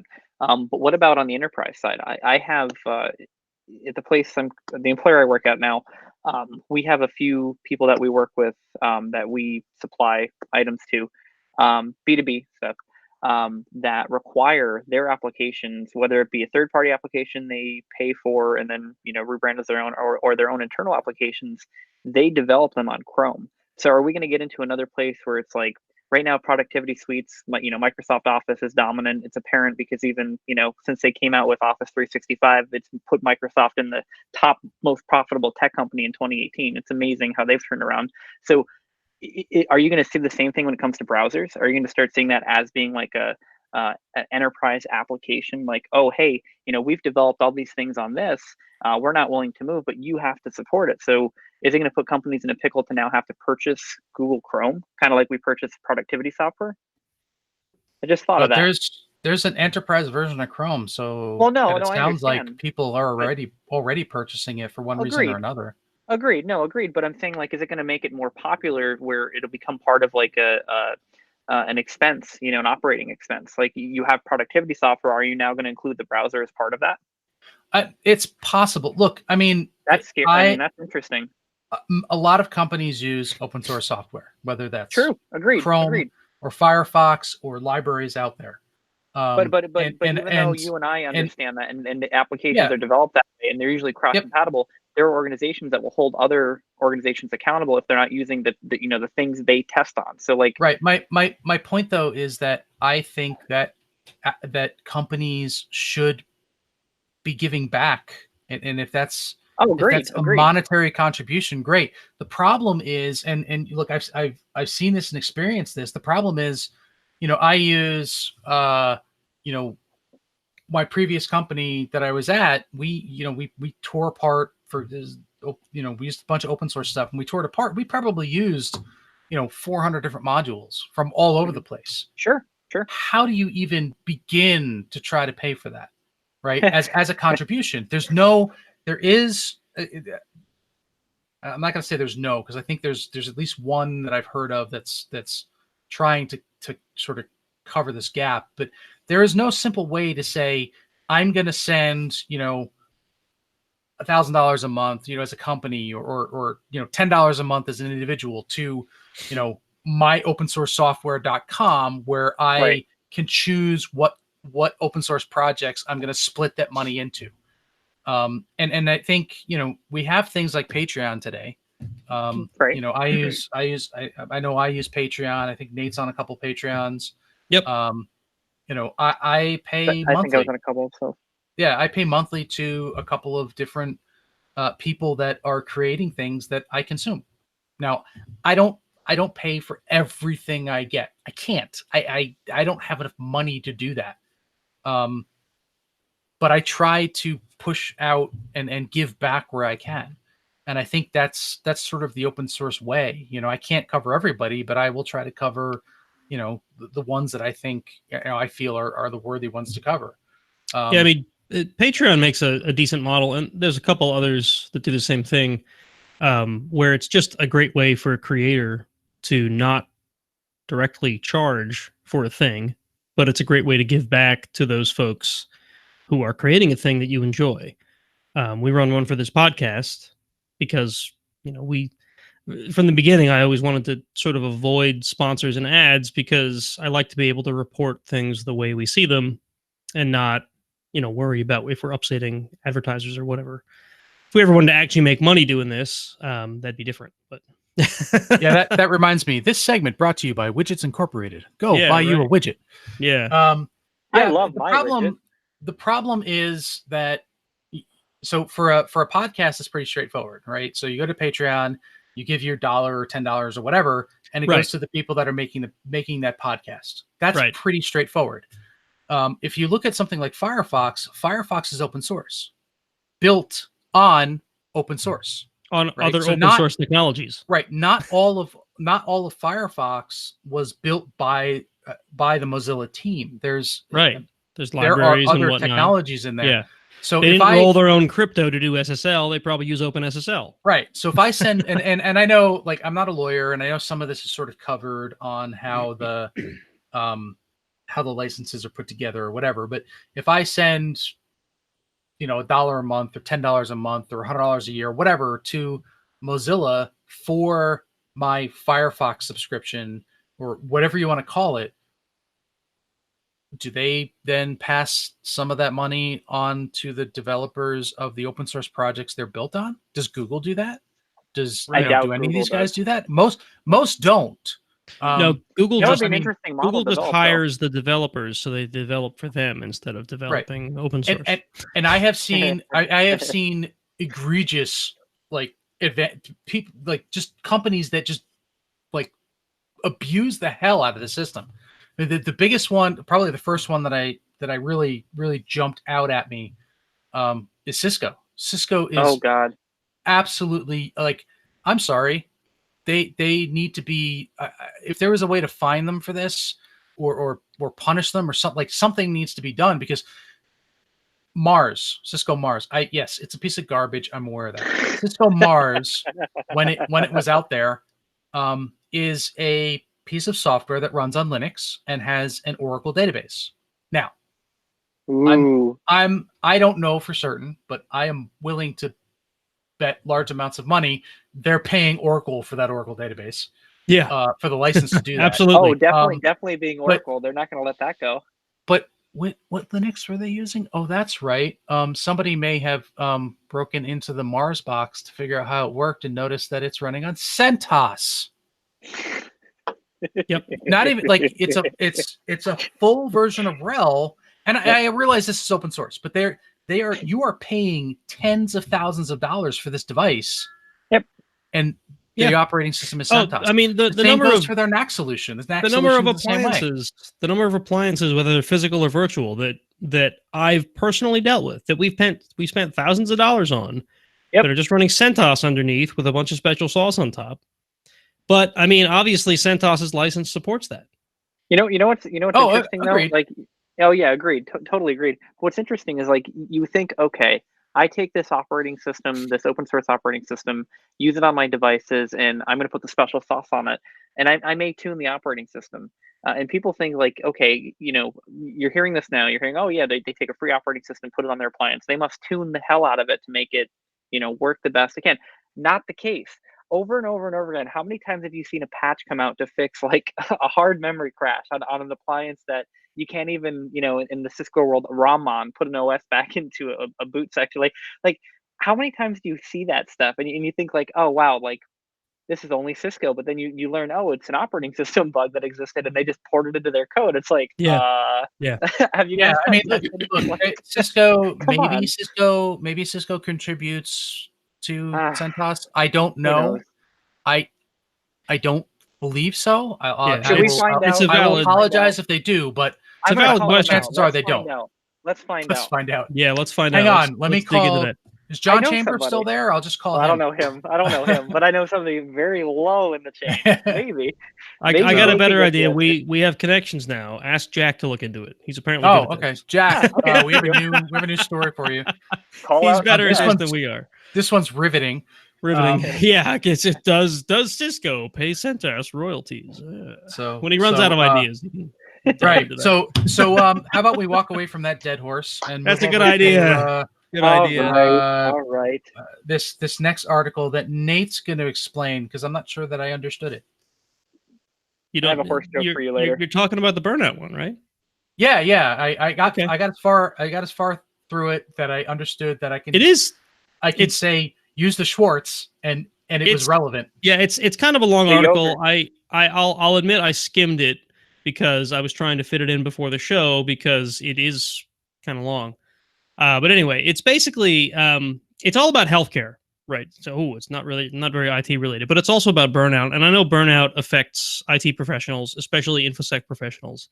We see it all the time, InfoSec professionals or IT professionals that just either flat out hate their lives because they're so burnt out on what they do, or in worst cases, we actually hear about people that are literally harming themselves because they're just so burnt out and they can't handle what they do anymore. So this is a very lengthy article about healthcare is a field that suffers from burnout in a worse place or in a worse way than IT does, because in the article it defines burnout as basically emotional and mental. You have to give so much emotionally and mentally to your job that eventually you just get burnt out, right? And that's especially true in healthcare because you're not just dealing with emergencies, you're dealing with emergencies that involve a bunch of scared people. Because, you're in a car accident or whatever. You don't know if you're going to live or die. And you as a doctor or you as a nurse or an emergency response person, not only do you have to tend to their wounds, but you have to try to be a compassionate human being. And that gets really tiring because you're doing it all the time. And you see this, time and time again. And the article talks about some practices that are in place. It sounded like it was stemming from New Zealand. I don't know if you read... Yeah, New Zealand's all over this article, where they're trying to not necessarily treat, but deal with burnout by, and it's funny, they have lunchtime bitch sessions. It's really what this boils down to. They call them the rounds, or the Schwartz rounds, because I guess it was coined by a guy whose last name was Schwartz. It was a healthcare attorney who had stage 4 lung cancer by the name of Kenneth B. Schwartz. There you go. Who lived in Boston and apparently died in 95. So I think he was 41, if my math was right. So basically, the way I read this, it goes into a whole lot of detail about why this is a problem and how it's a problem in different parts of healthcare. But really, what I was trying to bring forward out of this article was how they're dealing with it, and that's they have these like lunchtime sessions where healthcare staff just sort of get together and they have lunch together and they talk about certain topics, and they're allowed to just sort of bear whatever is bothering them and just talk about it amongst other healthcare professionals. No judgments, no problem solving, no like diagnosis, just talk about, what's bothering you. Talk about the stresses you're under and let other people hear about it. And they say it's working. They say it's helping. They say is that like a safe space? I guess. The cone of silence. It's really just like when you go out to lunch with your coworkers and you complain about the boss, or you complain about the help desk, or you complain about the users, or whatever. It's really a very similar thing, which is something you see very frequently. At least I've seen very frequently within IT. And it never really struck me that this was a way that people are somehow dealing with the fact that they are just burnt out on what they're doing. I also learned in this article. Sorry, what's that? No problem. I said, did they incorporate their bosses in this roundtable? That I didn't find out from the article. It sounds like it's run by their peers, so I don't know if there's folks higher up in the chain that are involved. It'd be interesting if they did. That would be an interesting approach. They did say it's not just like doctors, but they say surgeons, nurses, occupational therapists, and even the janitors are welcome to come to these things. So, nice. I'd imagine that it's also open to the folks that are running the place. I don't know. Interesting. If they're willing to include the folks that are mopping the floors, I'd imagine they would also include the folks that are higher up the chain. I don't know. Cool. So cool. Yeah. So mental health, people, it's a thing. You got to figure it out. Yeah. Right. And so speaking of, do you think this would work at Intel? Oh, see now you're trying to move along to the next article. Yeah, this is my transition. So yeah, right. From the tech spot. They're pretty screwed. And this is a very, very technical, not necessarily technical. It's a very numbers laden article. It's titled in the very catchy way, "How Screwed is Intel Without Hyperthreading?"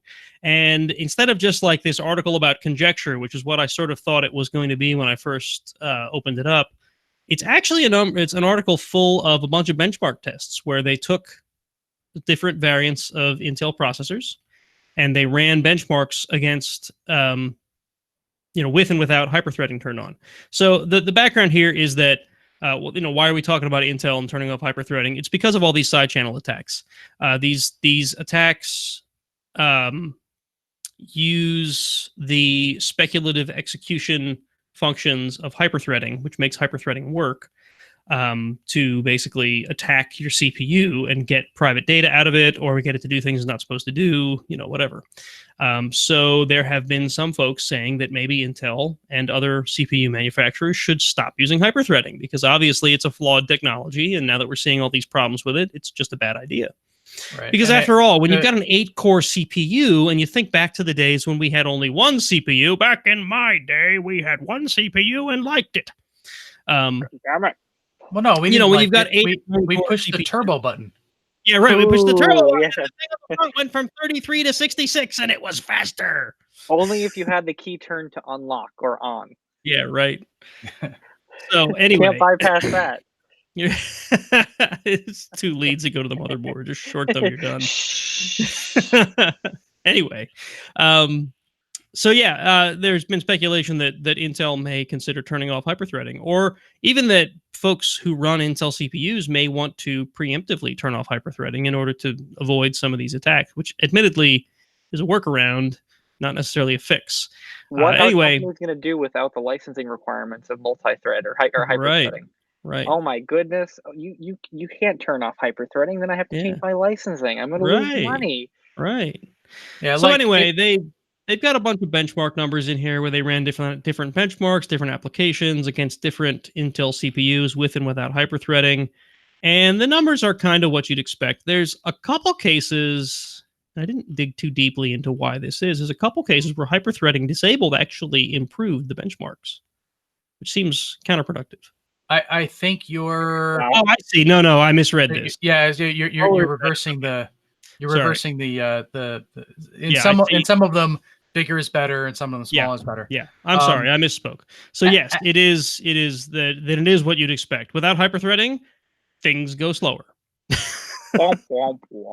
and as you would expect, as with most things, the answer isn't turn off hyperthreading for the greater good. The answer is it depends, because hyperthreading may be bad for server farms that are running the latest application with shared hosting and blah blah blah blah blah, like AKA like AWS cloud type stuff.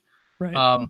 Whereas Leet Gamer 22, the 12-year-old sitting in his mom's basement, wants hyperthreading on so he can get that better frame rate, so he can get that 360 no scope kill.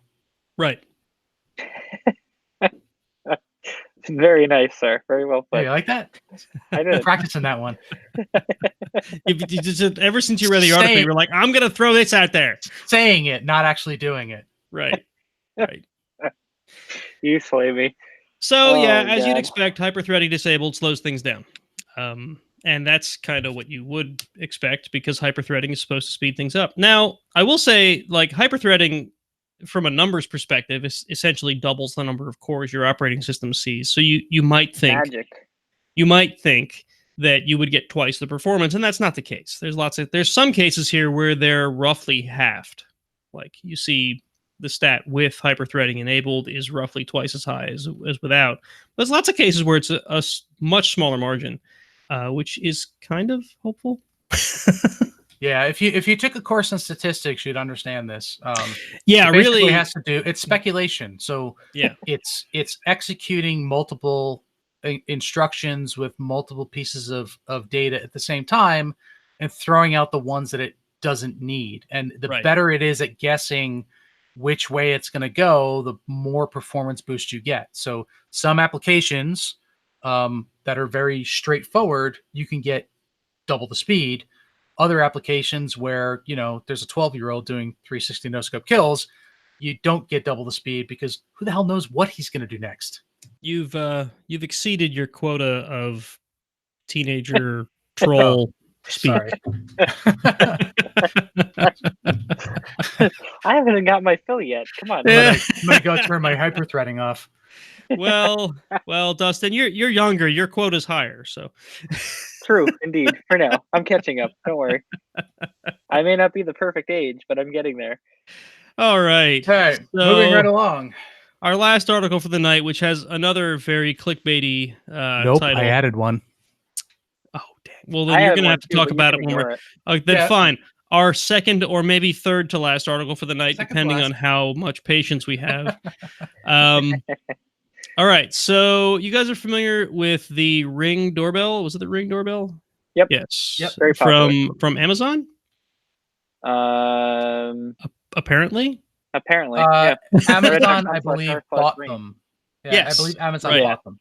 So this is from CNET, and the title is Amazon's helping police build a surveillance network with Ring doorbells, which leads you to believe that the police are somehow working secretly with Amazon to steal all of your Ring doorbell video footage, and that's not the case. It's really not that nefarious. It is concerning, but it's also, like, you could see this as a greater good sort of thing. So basically, and this is something Ring was in the process of doing before Amazon bought them. So as much as I would love to blame Amazon because they are the evil that currently plagues the world, it's not really, they just continued. They just sort of continued what Ring was already in the process of doing. And that is basically that they work with law enforcement in many areas, and they were calling out a certain city here where this was being used. And I should have taken notes, guys. I got to start taking notes when I read these articles. Bloomfield. I'm terrible at skimming these articles on demand. My brain just goes like, where is it? Anyway, Bloomfield, New Jersey, specifically. Yeah, I knew it was in New Jersey. I couldn't remember what town or what city it was. Anyway, so basically the idea is that you have to opt into this. However, the article does mention that there are cases where law enforcement, or the city anyway, is working with Amazon to sell Ring doorbells at a discounted price, but it forces people to opt in, right? And so the idea is that they can get surveillance footage of crimes, not like live data, but they can retrieve surveillance footage from users' Ring doorbells. So if you have a Ring doorbell and someone is murdered in front of your house, they can come and get the Ring doorbell footage from you. Or maybe something a little less critical than that. Maybe a car is stolen, or someone's stereo or a window gets smashed, or, maybe someone gets smacked in the street. I don't know.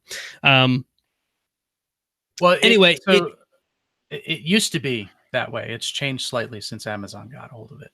Okay. Amazon says, "Oh, you need this information for this latitude, longitude, location."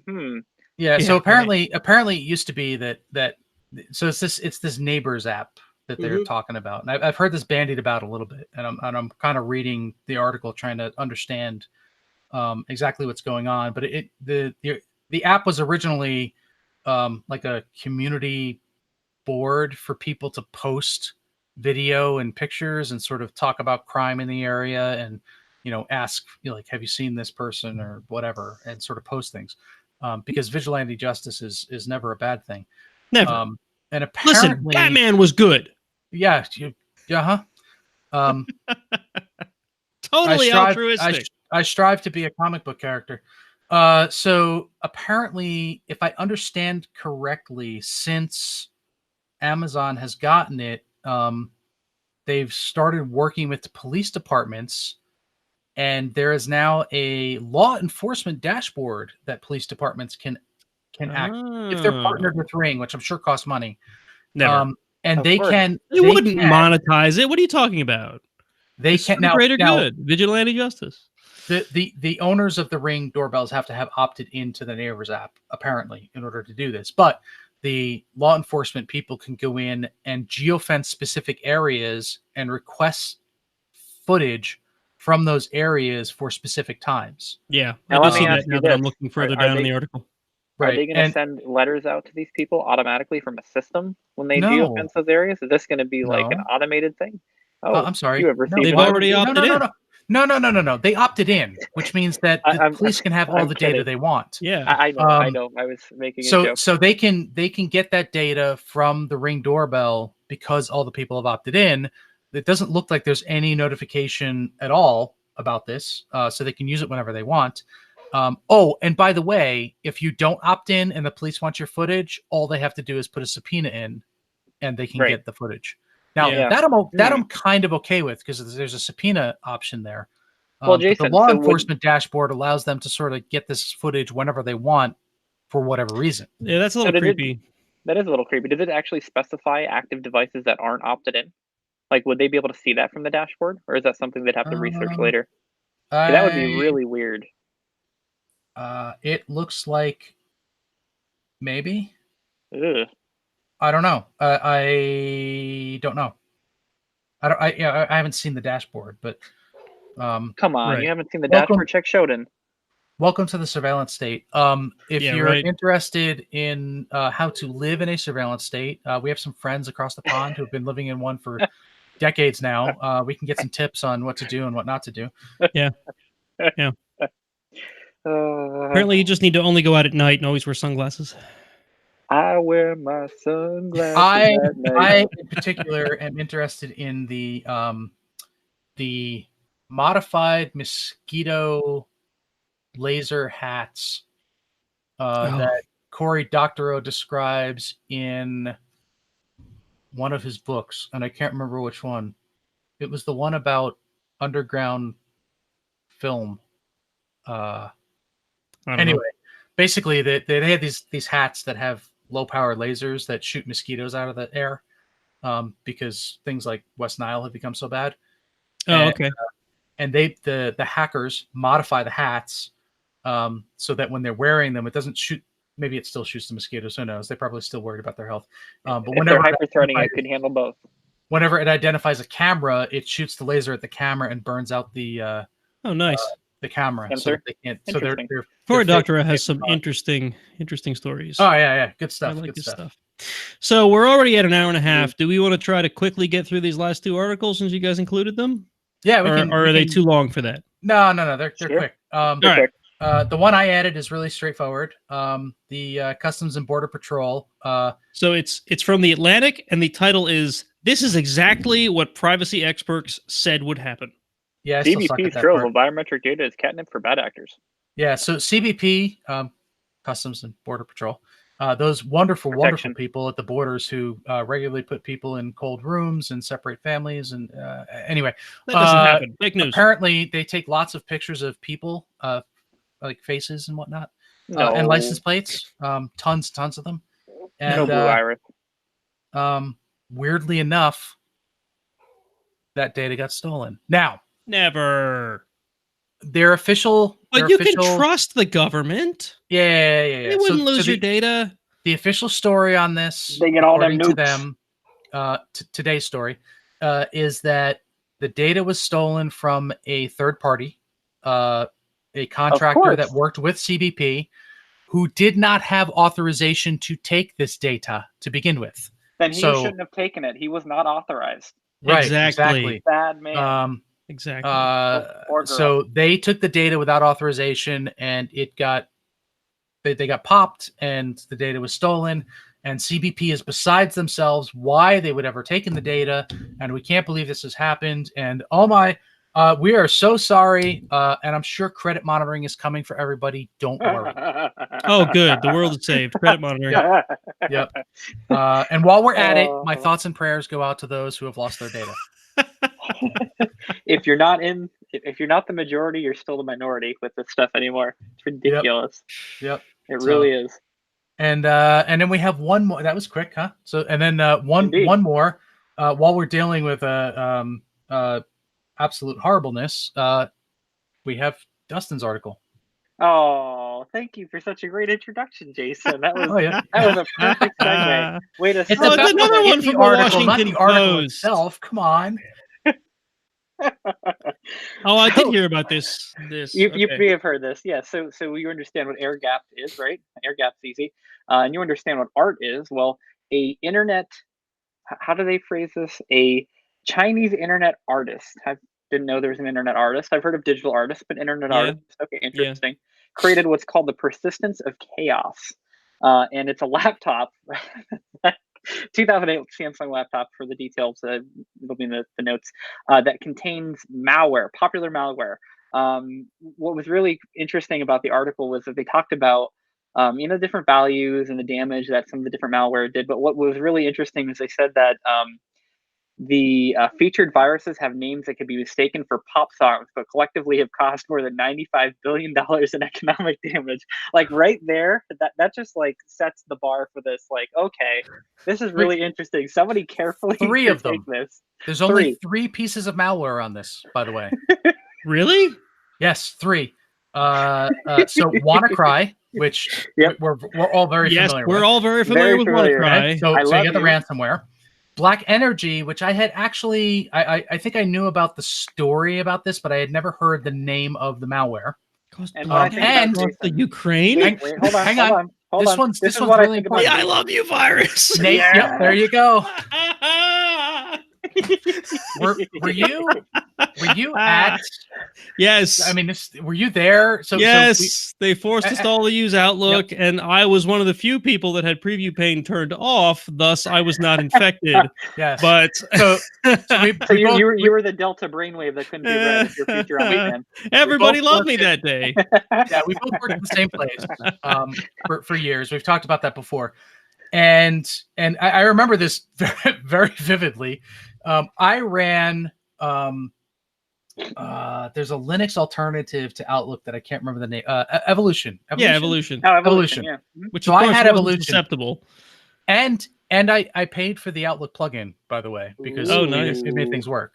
So I had Evolution running, and as a result, I wasn't affected by this. And all of a sudden, I got an email from one of the secretaries who absolutely hated me with a passion.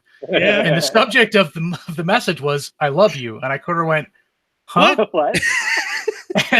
That's suspicious. That's a little odd.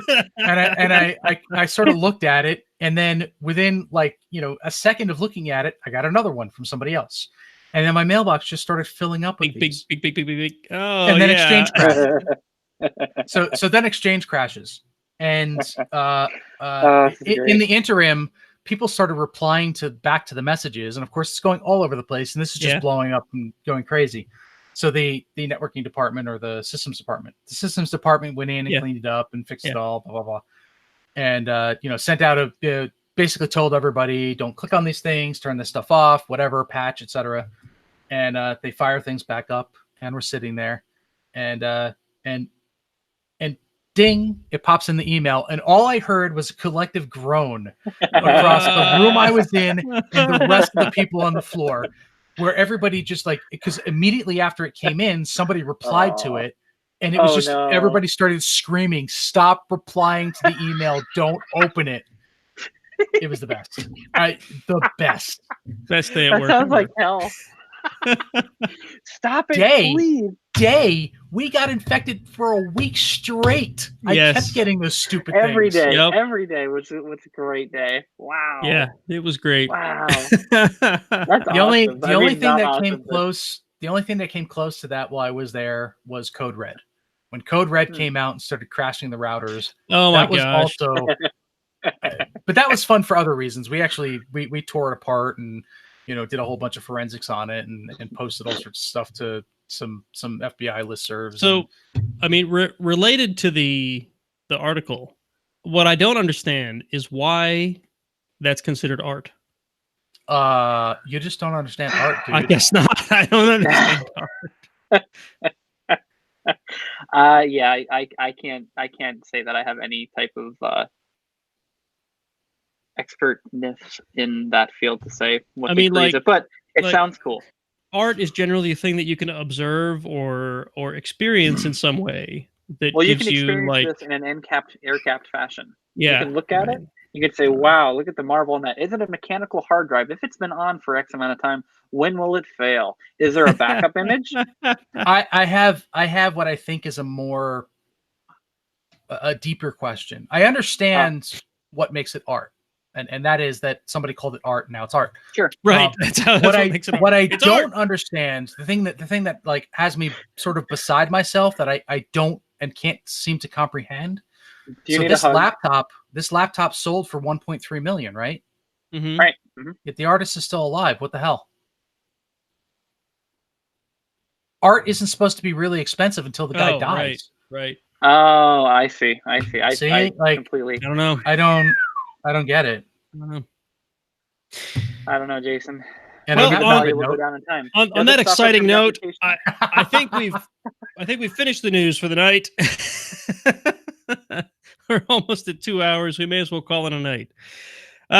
So if you're watching us, you already know this, but the second and fourth Wednesday of every month, you can either watch us live or you can expect us to produce an episode that you can download in your podcast app and listen to us on the go. Subscribe to our YouTube channel, youtube.com/Iron Sysadmin Podcast, and hit the notification icon. You'll know when we go live. I'm hoping that next time we record, we will have a new method in place that gives us a little more flexibility than Hangouts on Air does. And Jason is changing the thing that I'm trying to read to you as I'm trying to read it. Do I have to copy this into freaking Vim again? I saw that on the corner. I'm like, what's that flashing over there? All right. If you'd like to join the conversation, you can find our Slack workspace at ironsysadmin.com/Slack. You can find us on Facebook and Twitter. Just look for Iron Sysadmin. And you can subscribe to us wherever you normally find podcasts. And don't forget, if you want to support the show, you can do so via Patreon, patreon.com/Iron Sysadmin. I've been your host, Nate. You can find me on Twitter at Gangriff. Jason and Dustin, you want to let people know where they can find you if they want to? Or you can both not speak. I was muted. I am on the Twitters, and I have a blog at blog.godshell.com. Yeah. It can be found on the Twitters and things, Agent66, the word 60 and the figure 6. Find me on Keybase and don't look at my blog because there's nothing there. That's right. We are all on Keybase, aren't we? If you want to exchange super private messages with us. Oh, hey, wait. We have a team on Keybase too. If you don't we like do, Slack, but and listen, you Keybase, we only have if we have too many ways for people to reach us, we won't have everybody in one place. We have a team on Keybase. Yeah, I set it up. No, we don't. And don't forget to check out the Darknet Diaries podcast. It really is a fun show. And if the interview with Jack didn't convince you, and our endorsement of the show doesn't convince you, then I don't know what's going to help you. You should really check the show out. It's great. With that, I think we're done for the night. So thanks everybody for watching live. Thank you for listening to the show after the fact, if you're doing it that way. And we will catch you in 2 weeks. Have a good night, folks. Night all. Good night.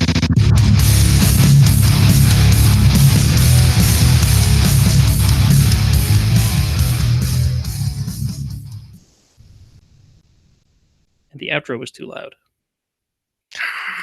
I messed up all of our audio. It tickled my ear. Yeah, but if it peaks on the recorder, it's going to be a mess to try to clean up later. So, everybody live is loving this. Yeah, right. So, folks, thanks for watching live. We had lots of action in the chat tonight. Thank you all for tuning in and watching us live. You can catch us again in 2 weeks. What's the date of our next show? 2 weeks. Plus 2 weeks. 2 weeks from now. The last Wednesday, the fourth Wednesday of the month. Not always the last Wednesday. So we will catch you again then. So thank you guys for watching. Good night. Thanks. 26. Good night. 26. There you go.